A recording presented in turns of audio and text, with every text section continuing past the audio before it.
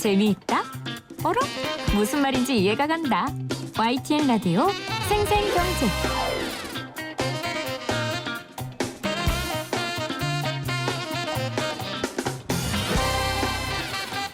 오늘 가장 뜨거운 경제 뉴스를 제일 생생하게 전해드리는 시간입니다.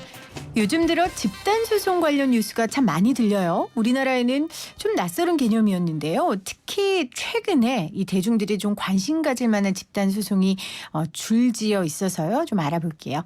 인보사 관련 집단소송을 진행 중인 엄태섭 변호사 나오셨어요. 안녕하세요, 변호사님. 네, 안녕하세요. 오늘 다룰 네. 집단소송은 인보사건은 아닌데 그래도 네. 워낙 또 국민들이 많은 관심을 갖고 있어서요. 이 인보사 소송건 어떻게 돼가고 있어요? 지금 현재 저희 소장 제출을 5월 말 6월 말에 이미 했고 네. 그리고 상대방 코롱 측 그러니까 생명과학하고 TC신 측으로부터 답변서 아직 이제 형식적 답변 구체적인 설명은 다음에 하겠다라는 형식적 답변만 지금 들어온 상태고 아직 변론 기일이나 이런 것들이 아직 잡히지가 않았어요. 네, 앞으로 기다리고 더 있습니다. 기다려 봐야 되겠네요. 예. 오늘 집단 소송 관련된 이야기를 할 텐데 오늘은 이 아주 주말에 핫했던 호날두 집단 소송과 그리고 프로듀스 X11. 네, 예. 맞죠? 이렇게 읽는 거. 네, 제가 20대한테 물어봤습니다. 저도 한참 찾아봤습니다. 네. 보질 못해서. 감사합니다. 네. 저만 모르는 게 아니어서 정말 다행이네요. 이거 관련된 이야기를 나눌 텐데 일단 예. 이 집단 소송이라는 개념부터 좀 설명을 좀 해주세요. 일단 집단소송 개념은 뭐 간단하게 말씀드리면 어떤 행위나 혹은 어떤 사건 이런 지금 호날두 사건처럼 많은 사람들이 비슷한 피해를 입었을 때 그 가운데서 일부 피해자가 전체 피해자를 대표해서 소송 네. 당사자로서 소송을 수행하는 일인데 이게 아직 국내에는 없어요. 그러니까 지금 사건처럼 지금 오늘도 뉴스 보니까 뭐 1,700명이나 2,000명에 가까운 피해자분들이 소송을 진행했다고 하잖아요. 그분들은 다 당사자 개별적으로 다 지금 소송에 임하고 계시는 거거든요. 네. 근데 기본적으로 집단소송의 개념은 피해자 중에 일부 대표가 소송을 제기하는 것인데 이건 개별적으로 다 소송을 진행을 해야만 하는 거기 때문에 정확하게는 지금 진행 중인 소송들은 다 공동소송이라고 볼 수 있습니다. 아, 그러니까 우리가 예. 말하는 집단 소송이라는 거는 네. 정말 피해를 받은 모든 피해자들 중에 일부가 네, 일부가 일부가 동일한 피해를 받은 사람 중에 대표격인 한 네, 분이 한 분이 소송을 제기해서 그래서 이기면 나머지 네. 사람들도 동일한 배상을 받을 그렇죠. 수 있는 거. 그렇죠. 그게 집단 예. 소송인데 지금 우리나라 같은 경우에는 이런 집단 소송이 아직 없고요. 그 제도가 아직 민사소송법상 도입이 되지 그렇죠. 않았습니다. 이게 늘 네. 우리가 소비자 문제 나올 때 하는 맞습니다. 얘기잖아요. 맞습니다. 그럼 집단 예. 소송이 아니라 공동 소송이라고 그게 부르는 더 게 정확한 표현인데. 정확한 표현이군요. 네, 그럼 공동 소송이라고 좀 이야기를 호칭하겠습니다. 지금부터는. 네네네. 그러면 이런 공동 소송조차도 그렇게 도입되고 사람들이 활발하게 시작한 지 얼마 안 된 것 같은데요? 아닌가요? 그렇죠. 예, 얼마 안 됐을 뿐만 아니라 네. 일단 제도가 없기 때문에 공동소송 제도를 하려면 일단 여러 가지 어려움이 많아요. 유사한 제도로 지금 증권 관련 집단소송 제도가 도입이 되긴 됐는데 네. 그거는 이제 2005년부터 시작이 됐거든요. 근데 그것도 여전히 활성화가 안 돼 있어요. 한 11건? 지금 벌써 10년이 넘었음에도 불구하고 그렇군요. 건수가 많지가 않습니다. 굉장히 요건이 복잡하고 요건이 복잡하다. 또 비용 문제도 발생하고 아하. 누가 부담할 것이냐 뭐 이런 것들 그렇죠. 때문에 쉽지가 않습니다. 반면에 외국 같은 경우에는 굉장히 활발하잖아요. 그렇죠. 집단 소송이. 그렇죠. 집단 소송제도 방금 전에 말씀드렸던 것처럼 동일한 피해를 받은 사람 중에 대표격인 한 사람이 소송을 제기해서 네. 예, 피해를 배상받고 나머지들에게 이제 분배가 되는 그런 유형이 미국에서 가장 지금 현재 활발하게 진행되고 있습니다. 그 우리나라의 공동소송 관련된 네. 기사들을 보면 네. 개인이 하나하나 모여서 네. 법률사무소를 정하는 경우도 있고 법률사무소가 주도해서 하는 경우도 있는 것 같더라고요. 맞습니까? 그러니까 다양한 경우가 있는데 네. 일단은 이 개별적인 이런 수만 명의 피해자가 발생한 경우에 어느 한 사람이 나머지 사람들한테 연락할 방법도 없을 뿐만 아니라 그렇죠. 사람들을 모은다는 게 쉽지가 않거든요. 그러니까 카페라든가 홈페이지 등을 통해서 법률사무소 혹은 법무법인에서 이와 같은 소송을 제기할 예정인데 혹시 동일한 피해를 받은 분들이 계시면은 함께 원고로 참여해 달라라는 취지의 이런 소송이 제기되는 경우는 있습니다. 네네. 공동소송 그러면 이기는 경우 지는 경우 어떤 경우가 더 많았습니까? 현재까지는 패소한 사례가 조금 더 많은 것 같아요. 예, 그렇군요. 패소한 사례가. 패소한 예. 사례가 조금 더 많다. 자, 오늘 그러면 이야기 나눌 공동소송 중에 한 가지 이 호날두 이야기부터 좀 해보겠습니다. 뭐 지금 너무 뜨거워서 대부분 청취자분들이 알고 계실 테니까 좀 예. 짧게 호날두가 왜 우리나라 온 거예요? 뭐 경기 뛰러 왔죠. 예, 네. 지난주 금요일이죠. 금요일 저녁에 유벤투스하고 팀 K리그 간의 경기가 있었고 유벤투스에 이번에 최근에 이제 이쪽으로 이동을 해서 네. 유벤투스의 이제 주요 선수로 급부상했고 국내에서도 우리 형이라고 해서 굉장히 인기가 높았죠. 네. 뭐전 세계적으로도 거의 뭐 가히 신기라고 불리우는 세계적인 축구 스타 중에 한 명이고 그 축구 스타를 보기 위해서 6만 5천 명의 관중들이 7월 3일 날 2시간 반 만에 매진된 그 티켓, 그러게요. 그 티켓 들고 오셨는데 호날두를 결국 보지 못했습니다. 이 티켓 값이요. 네, 3만 원 원래 뭐 7만 원 이랬는데 네, 가장 비싼 자리가 프리미엄 존 S석이 40만 원. 네. 엄청난 VIP 가격이죠. 전용 관람 공간인 스카이박스 29인실은 무려 1,700만 원. 동그라미 잘못 붙은 거 아니? 정말 1,700만 원이에요? 뭐 저도 뭐 1인당? 가보지를 못했기 때문에 1인당? 1인당은 아니지 아니겠죠. 않을까요? 29인실을 스카이박스, 1,700만 예. 원에 한다는 거죠.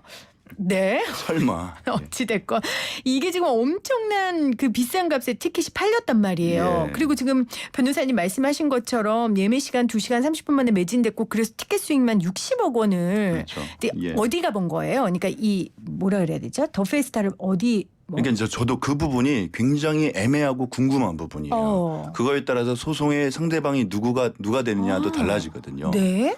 이게 지금 보통 일반적인 그 이제 친선 경기들, 국제적인 친선 경기들을 국내에서 주최를 할 때는 한국 프로축구 연맹에서 주최를 하고 거기서 티켓도 다 판매를 하죠.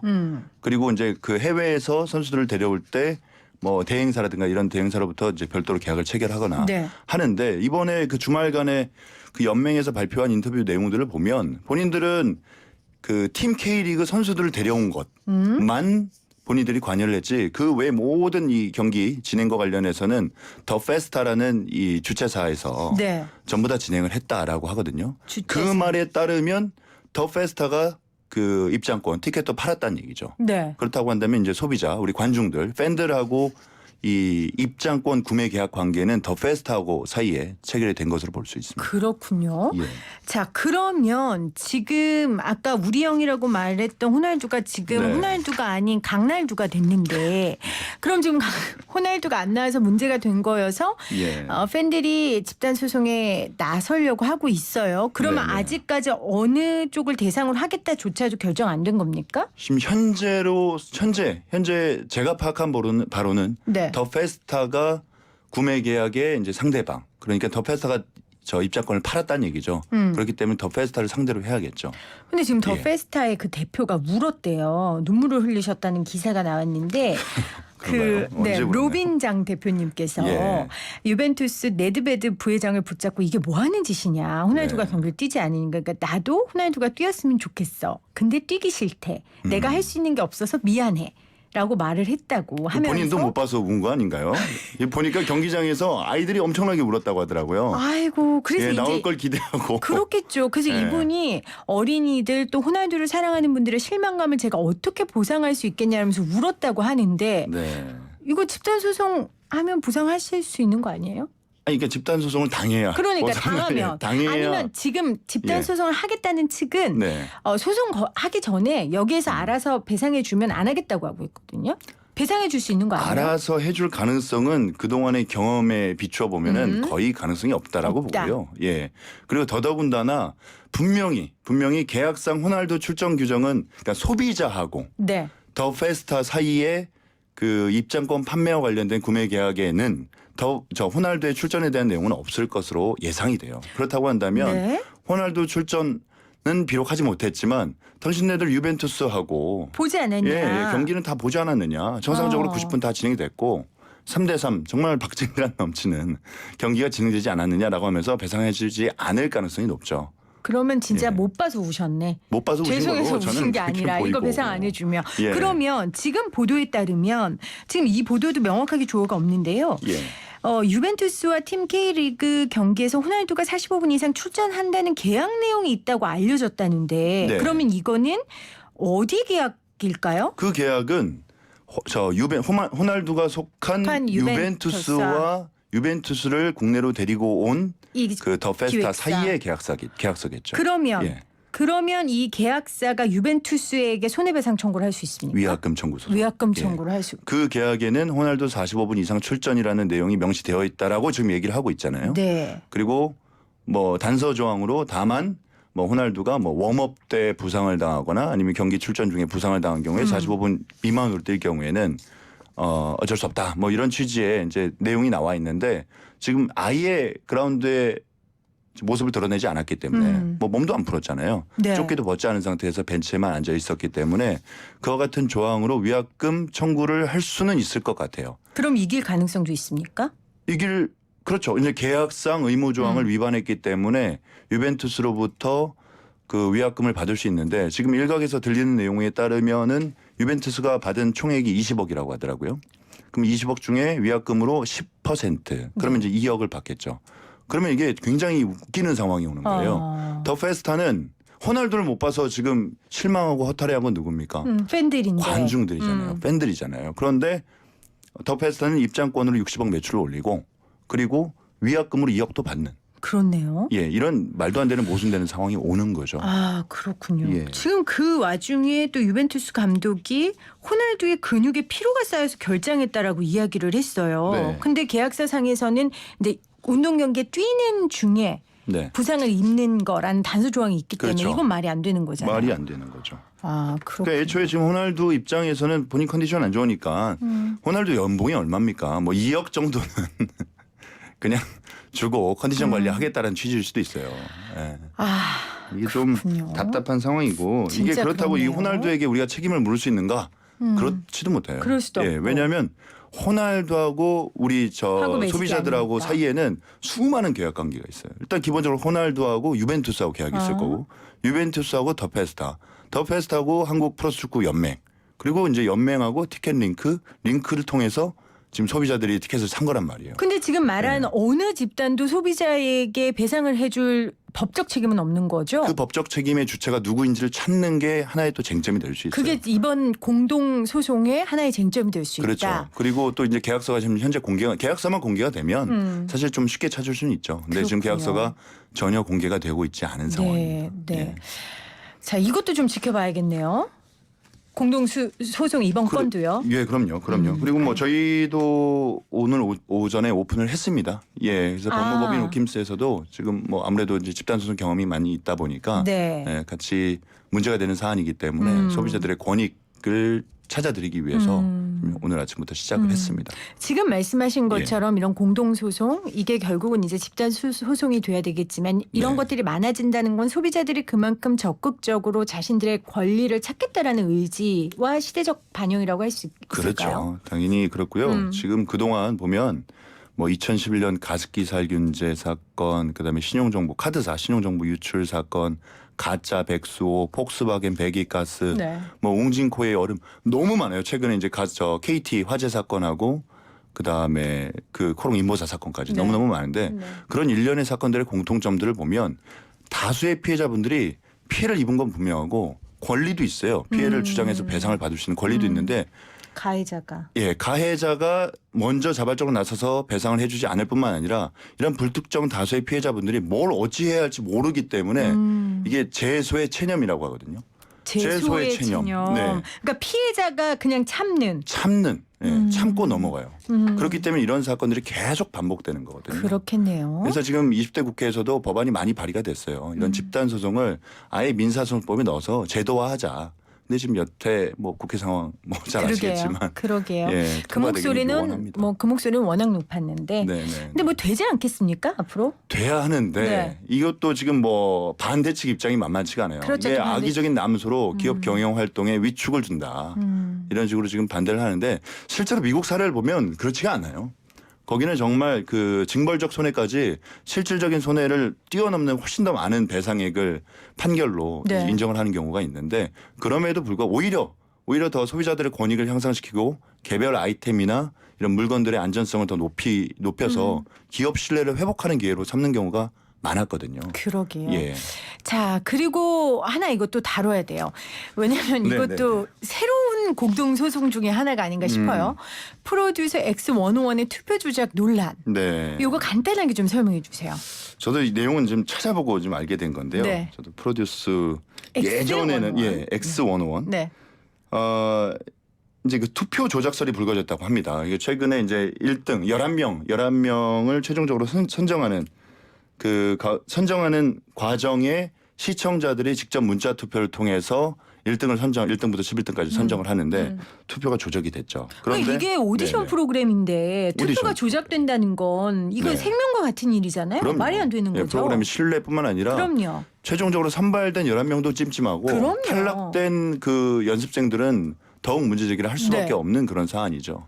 근데 이게 네. 팬들이 진상규명위원회를 만들고 집단 형사소송을 준비 중이라고 했어요. 근데 예. 이 공동소송 우리가 지금 이름을 붙인 공동소송이 이게 형사소송이군요. 민사소송이 아니라. 이거는 지금 민사소송이 아니라 형사소송입니다. 그렇죠. 따라서 이거는 공동소송이라기보다는 네. 이제 피해를 입은 이걸 피해라고 보기는 좀 어려울 수도 있어요. 그러니까 실망을 한 혹은 내가 응원하는 연습생이 최종적으로 선발되지 못한 점에 대한 분노를 갖고 있는 그런 팬분들이 이런 엠넷 측의 그 문자 조작 혹은 투표 조작에 대해서 문제 제기를 하는 것이고 거기에 대해서 뭐 오늘 그 바른미래당 하태경 의원실에서 발표한 내용을 보면 사기죄 그다음에 그 외에도 이제 이런 업무 방해라든가 이런 식으로 지금 문제 제기를 하려고 하는데 그건 다 이제 형사 사건이거든요. 그러니까 이게 과정에 불공정이 있었다라는 거잖아요. 그렇죠. 네네네네. 사실 이게 우리 시대에 굉장히 중요한 화두거든요. 과정의 이 불공정. 그렇죠. 그러니까 그 부분 특히 우리 지금 이 프로듀서 101을 보는 그 젊은이들한테는 이게 또 굉장히 중요한 가치고 그래서 아마 분노가 일었고 네. 그게 형사소송으로까지 이어진 것 같아요. 졌는지까지는 아직 아직 확인은 안 모릅니까? 되지만 할 예정이라고 보고 네. 다만 이제 이게 사기죄가 되려면 누군가는 그렇죠. 편취한 피해를. 이득을 그러니까 피해는 물론이거니와 누군가를 그러니까 속여서 금전을 취득해야 되는데 네. 과연 엠넷이 그러면 뭐 특정 어떤 연습생으로부터 그런 금전적인 이득을 취득했느냐 우리 뭐 경기 승부 조작처럼. 그렇죠. 예. 아, 그런 부분도 그런- 같이 쟁점이 될 거예요. 그렇네요. 그러니까 지금 엠넷 네. 측에서는 순위는 다른 게 없고 네. 득표는 기계 오류 때문에 이제 조금 오류가 있지만 순위는 결국 다르지 않다라고 얘기하고 있잖아요. 만약에 이게 네. 맞다면 네.